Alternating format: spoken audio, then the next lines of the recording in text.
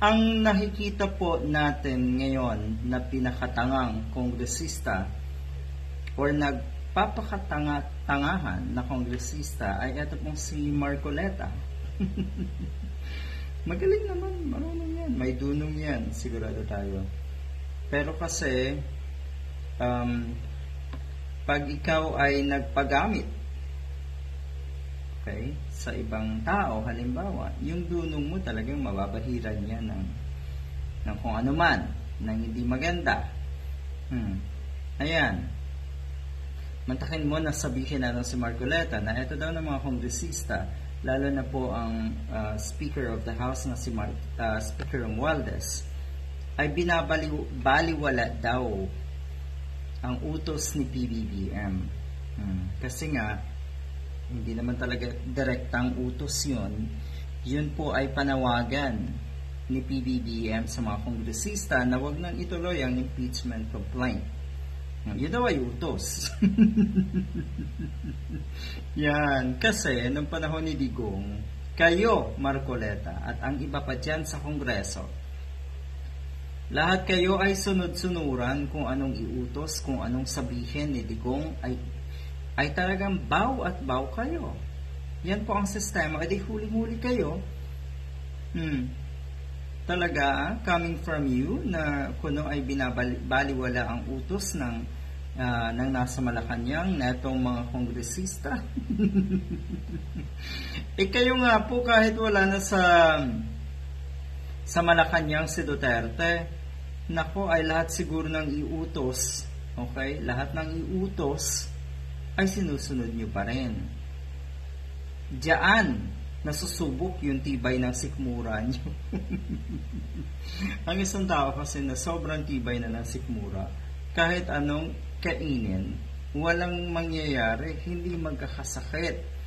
Okay? Hindi ganun kasensitive ang sikmura. Ganyan ang itsura, ganyan ang sitwasyon na itong mga diehard. Pakainin man yan na itong mga Duterte ng tae, ay walang problema. Kakainin yan na itong mga katulad ni Marcoleta. Ganyan ang gusto, ganyan ang iniisip na ito si Marcoleta.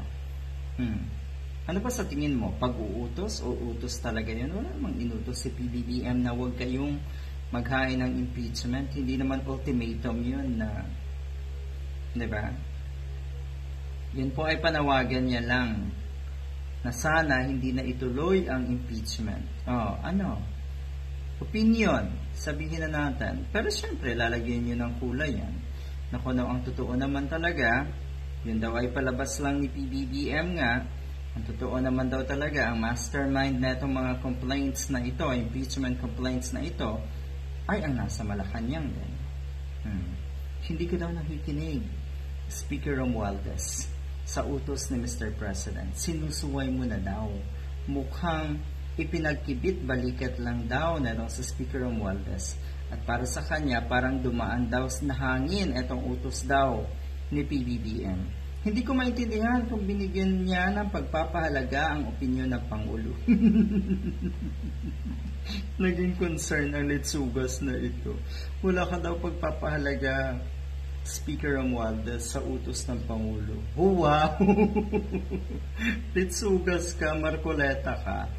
Nanggigigil pa rin ako dito sa demonyong ito dahil sa nangyari sa ABS-CBN. Kayo rin, tama. Kasi kung ako, Pangulo ng Pilipinas, iyon, hindi, pwede. Hindi daw pwede. Kung ikaw yon, hindi ka naman kasi magiging Pangulo. Dahil, bakit? Ano bang expected nyo? Na lahat ng sabihin ng Pangulo ay dapat gawin ng Kongreso? Hindi po nananakot ang nasa Malacanang. Hindi katulad ni Duterte noon na ilang beses nanakot or talagang hinawakan sa liig, binusalan ang mga kongresista at tinakot. Totoo yan. Sinabi yan ng napakaraming kongresista. Ika nga, sabi nga nila, tapos na ang pananakot ng mga Duterte, kaya matatapang sila ngayon.